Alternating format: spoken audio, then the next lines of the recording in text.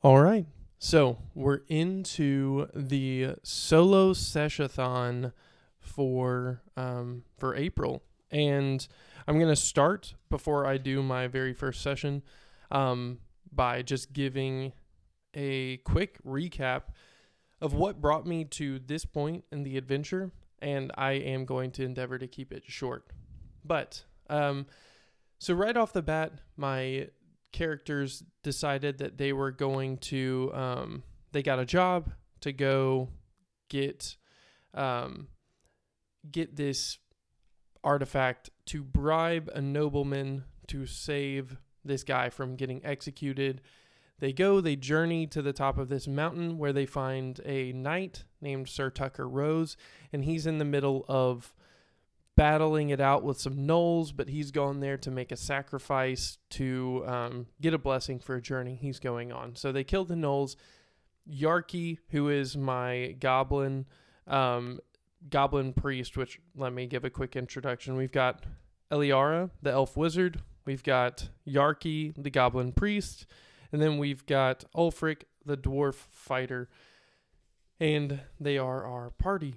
And so Yarky gets blessed by the avatar of a god, and now he can spider climb, and that's literally never come up, but it's important for me to remind myself of that. So then this Sphinx avatar sends them back to the town through a gate because he has that spell. All of this is rolled up on random tables, by the way, and they go back to the town. They go back to another town with Sir Tucker Rose and find out that he's a part of the Order of Order, and they end up getting tasked to go on a journey with him to track down this person who absconded with an artifact. We find out later on that person's name is Windry, and she is she's a halfling. Sir Tucker Rose, also a halfling. And so they return the first artifact to the nobleman. He frees the guy. They receive a magic sword that Ulfric has. They go on a journey to a town called Isolde Keep, which I made a video about previously where I drew a map for it. And on that journey, they encounter a wyvern with a berserker hunting party that took them in for the night. They kill the wyvern. They find this wizard. The wizard needs his cockatrices returned. They go off. They return the cockatrices. Eliara gets a ring of fireballs there. And then they make their way to Isolde Keep, where they meet Tiramel, who is a priest who is going to help guide them to the dungeon of the Slumbering King, where Windry has run off to. So then they journey.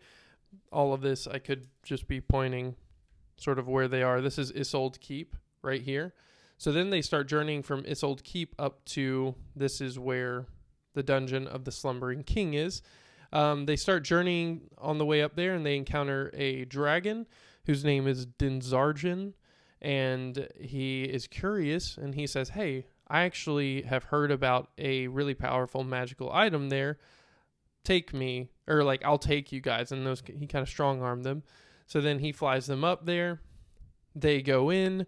They encounter the Slumbering King, and they find Windry. They shut her down. Then they decide, hey, we don't want to give any of these magical items to this dragon, so we're going to act like there was a cave-in and we perished. So they cause the cave-in. Then they also gain a new ally named Nyx, who is a gladiator. And then they just kind of wander off, and Yarky finds a hidden chest that was buried on the shoreline of this lake. And it holds Memnon's entropic armor, and that is a very cursed item. So Sir Tucker Rose says, hey, our order had that stolen from us like long, long ago, and there is a reward on it. So if you take that back with us, then we can, like, you can get that reward. And then they continue traveling up, and they make it to they're walking along the water, and they're attacked by a water elemental. Yarki ends up dying almost. He's down to his last death save, and Tiramel, who is the priest who's with them, was unable to heal him. Nat 1 on the healing spell, so she then is like unable to do anything. They stabilize him, and then they're looking for a temple, and they find one on the edge of a cliff, and then they're chased by some mangy dogs. They make it in there. They find that a demon had been summoned and had killed a bunch of cultists and now was trying to kill them. So they fought it, killed it, and then a traveling merchant who is actually like the wandering merchant, I think is his name in Shadowdark, who is a like legendary NPC, comes along and says, hey, I've been waiting for someone to come along and watch over this. So he tasks Tiramel, and Nyx ends up staying as well to watch after this. This is the temple. It's the Temple of the Lost. And so the party is shrinking now, and that brings us to our current session where we're going to get into it. And I've never recorded myself live playing before, so I hope that it goes well. I also don't have a light on above this, so I hope it's not too dull. But I've kind of noticed that the videos are really saturated, so I figured turning that light off would be fine. So let's get into it. I've gone ahead and laid out a general outline, being like where we're starting. The objective is to return Windry and Artifact to the Order of the Order. My sub-objective is to traverse the wilds safely and return Memnon's armor. And then the party currently is Eliara, Yarki, Ulfric, Sir Tucker Rose, and Windry, who is captive. And then I wrote a little intro just for myself. Having rid the Temple of the Lost of its demonic possession, the party readies themselves to depart. With their numbers nearly down 1/3, the remaining members discuss the journey they have ahead. And then I wrote the date down. So, I'm going to try not to write too much because I feel like that would slow this down. So we're just going to get into it. And the structure of my Solo Sesh-A-Thon is going to be a bit more, I'm just going to try to take it one day at a time. If I find that there's nothing, if nothing happens in a day and it goes by like that, then I will probably play 2 days. But I'm not trying to bog down too much. I'm trying to play for like 15, 30 minutes, maybe a little bit more than that a day, just so it's manageable. So let's get into it, which is always the hardest part. So we've got our party leaving this temple in 702. So the next place they'll be traveling is 601, and they'll kind of be skirting along the edge of this water again. So the first thing I need to do is figure out 601 is a risky lake. And if I remember correctly, risky is going to be more of a, I think it's two encounter rolls in a day. Yeah, check every 2 hours actually. So if a traveling day is 8 hours, then I'll end up checking twice in that hex because it'll only take them a little bit to cross through it. So they head out. They're walking along. This water, and something that I haven't really played with too much is Windry and how she plays into all of this. So I want to just get a quick look inside her head.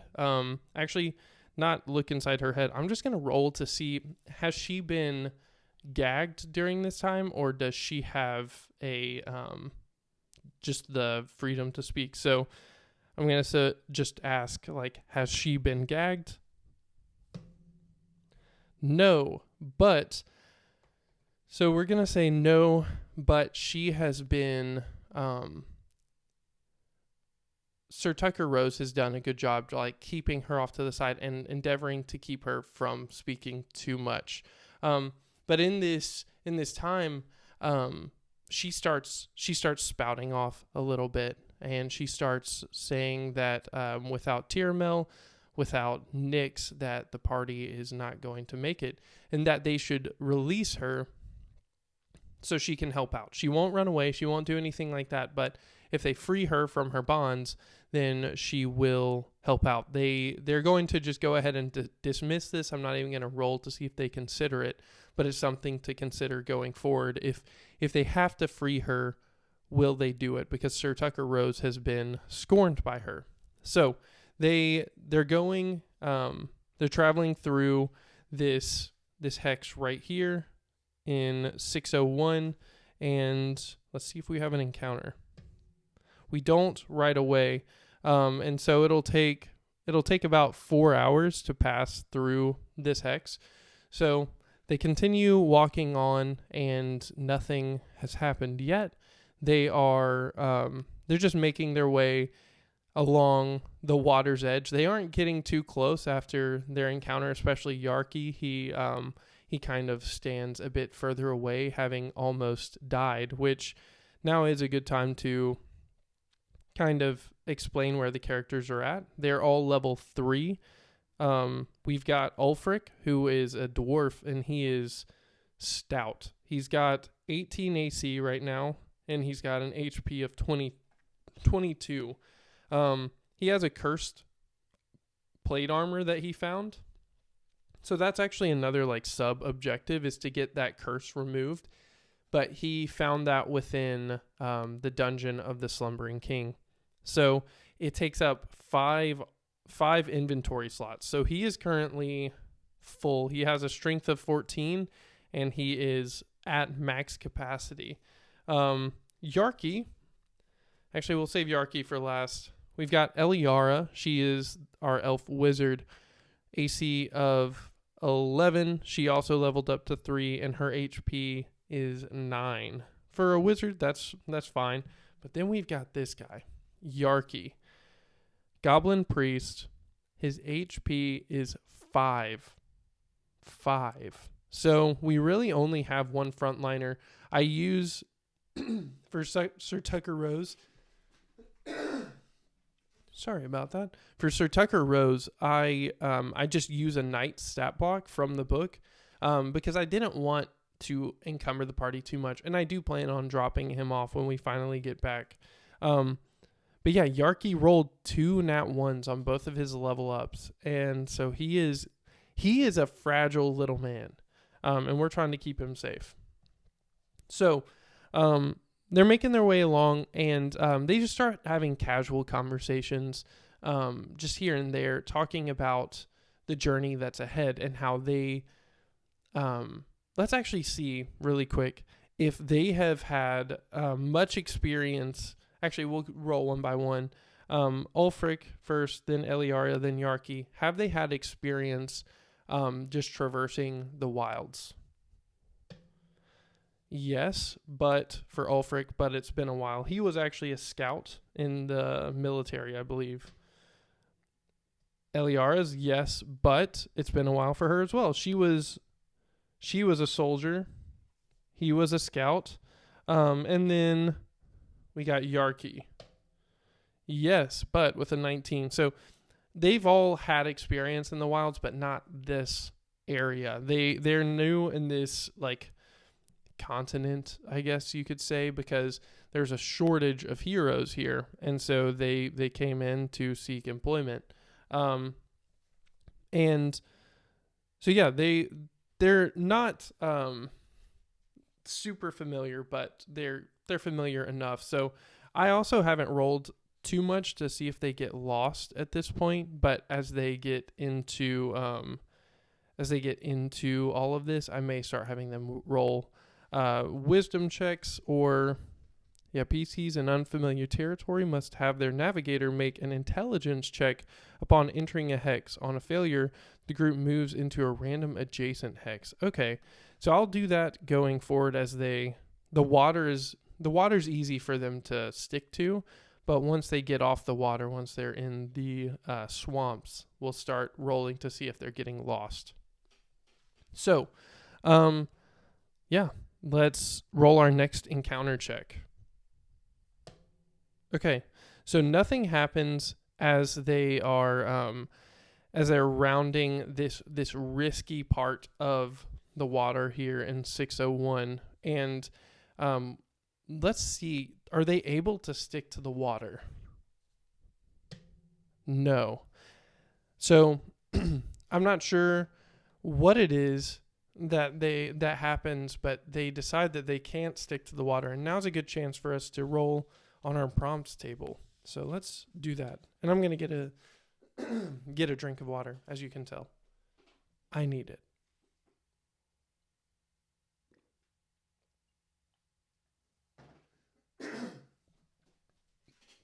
Okay, so why are they not able to stick to the water? Let's go ahead and roll. So green is first, these others are second. So we got 8, 53. 8 being resist, 53 being honor. Resist, honor. Feels weird. So resisting, honor.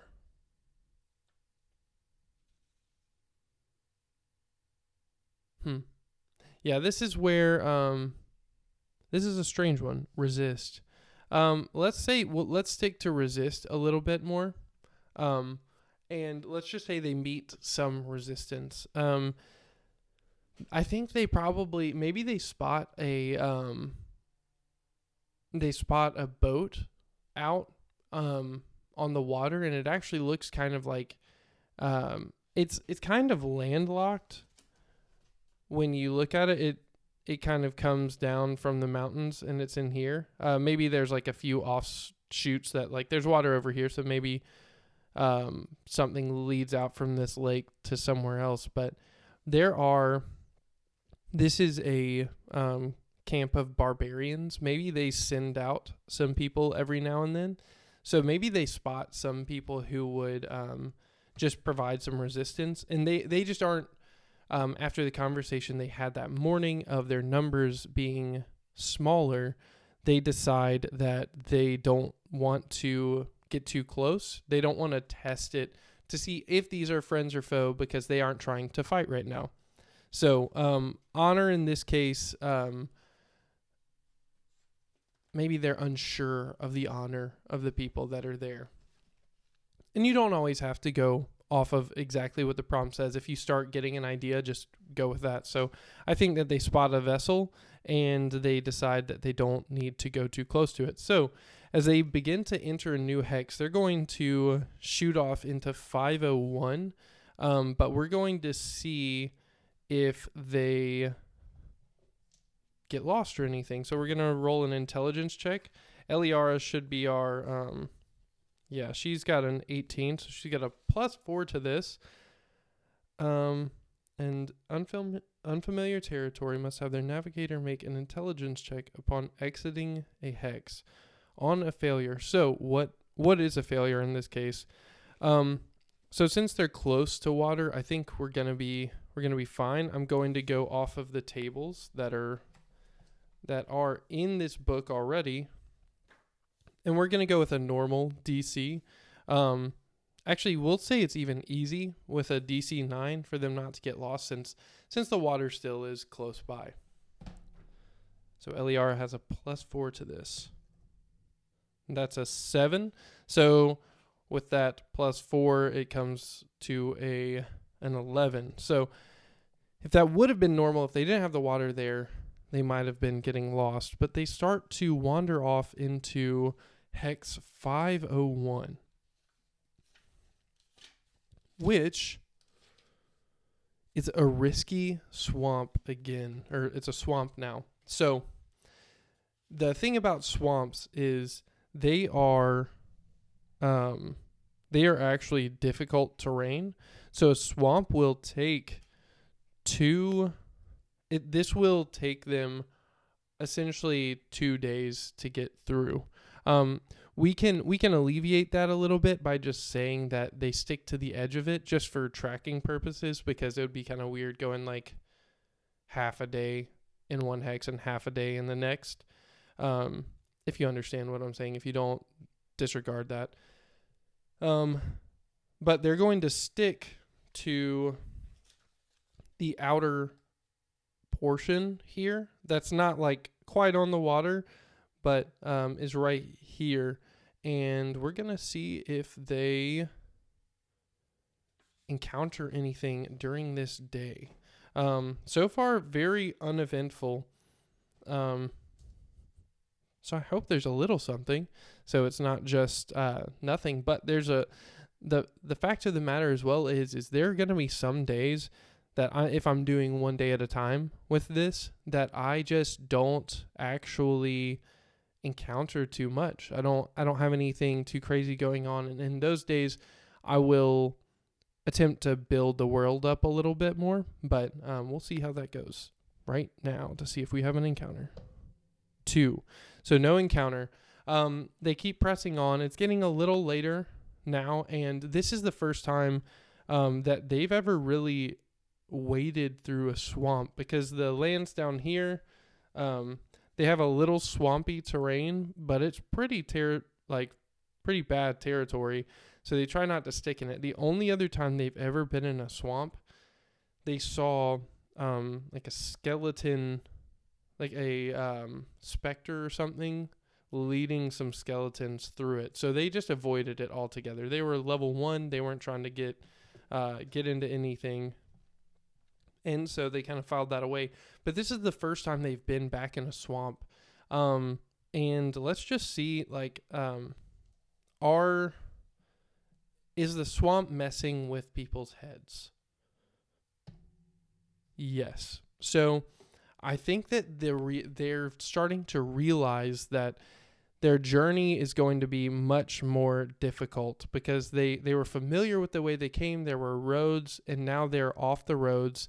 They're clunking around in armor in unfamiliar territory, and they're having to drag along Windry during this. So I think that there's a little bit of unrest that just that starts to seep in. And let's just see with our last encounter if we have anything happen. No. Okay, so nothing happens, and let's see if they're going to be able to do they find a dry enough place to set up camp, or are they going to have to do something interesting? So dry or no? No. Okay. So things are going to get really uncomfortable here, as they don't have anywhere to really lay out bedrolls. I think that they find some like old logs that maybe lay across, and they're just like kind of laying straddled across them, like legs on either side, laying on their back. And it's an uncomfortable night, but one that they will not really have a lot of safety for. So we're going to roll a few encounters through the night as well. I don't always love... Okay. This is just something about me, I guess. I'm not a big, like, oh, you get attacked in the night kind of person. But in an instance like this, I think you need to, obviously you need to stay kind of true to that. So what we're going to do is we're going to roll a few encounters. I'm going to say that Ulfric's going to take the first watch, and then they'll kind of switch off throughout the night, but we'll roll on Sir Tucker Rose's turn and on Ulfric's turn for watch. And also we haven't really gotten to the point where we've needed to track a ton of rations, but at this point, I think it's been about a day. So they've been journeying, and they haven't had anything to eat. So we're going to subtract one ration. Again, one of those things that it's not my favorite thing to do. I think it's a cool idea, but in practice, tracking food is not my favorite thing, because what happens when you actually run out and then you're like, okay, is there a deer? But we'll just explore that as we go. So on Ulfric's watch, does anything happen? Okay. That was a 4. So nothing happens on Ulfric's watch. Now let's roll Sir Tucker Rose's. Nothing happens on Sir Tucker Rose's watch. Man, nothing happened either day. Or not either day, it's all one day. Let me check something really quick. All right, we're at like 25 minutes on this recording so far. I'm sure for me, I just have to sort of stand up and look at the camera, but I think I want to stay kind of true to my idea of sticking with these 15 to 30 minute sessions. So what I'm going to do is I'm going to call it here with the actual rolling and everything. And what we're going to do is I'm going to write down, let's just say one thing that the PCs that they saw in their time in this hex, just so I can start to build out the world and fill things in, because when things don't happen, it's kind of hard to fill it in. So we got 3475. 34 being forbid. 75 dream. Forbid dream. Ooh. Okay. So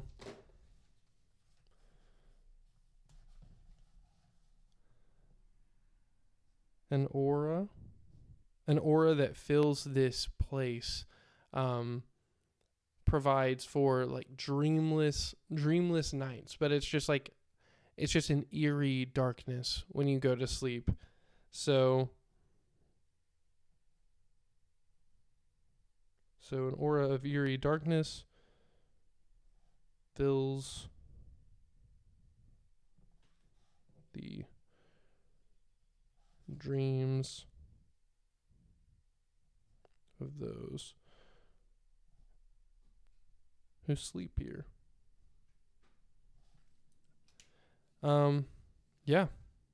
So this is an interesting one, and I think that I'll find that I start to go faster recording, because I've never done it this way where I talked out loud. Most of the time I'm writing most of these thoughts down as I am playing and tracking turns that way. I think combat I probably will still write things down, but what I'll end up doing now is once I turn off the camera, I'll probably just do a quick recap, explain a few of the things that happened, but like just make it kind of just a recap. So it won't be as all encompassing, but it'll be something where if I am recording a session, I don't have to be so bogged down with the actual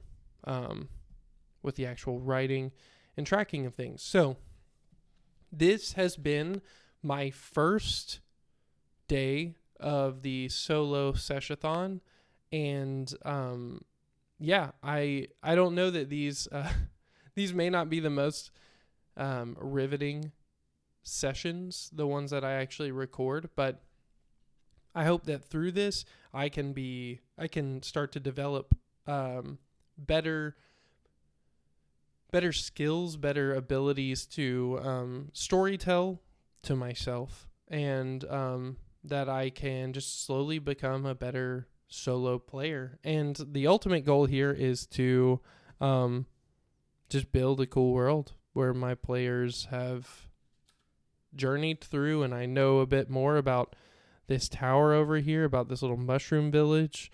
There are plenty of places I haven't explored yet, and I look forward to doing that through this time. So thanks for joining me. Feel free to leave any feedback, and I appreciate you guys taking time to watch. Thanks.